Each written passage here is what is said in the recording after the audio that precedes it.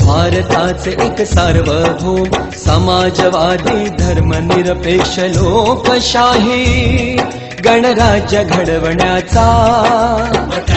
सर्व नागरिकास सामाजिक आर्थिक व राजनैतिक न्याय विचार अभिव्यक्ती विश्वास श्रद्धा व उपासना यांचे स्वातंत्र्य दर्जाची व संधीची समानता निश्चितपणे प्राप्त करून देण्याचा आणि त्या सर्वांमध्ये व्यक्तीची प्रतिष्ठा व राष्ट्राची एकता आणि एकात्मता यांचे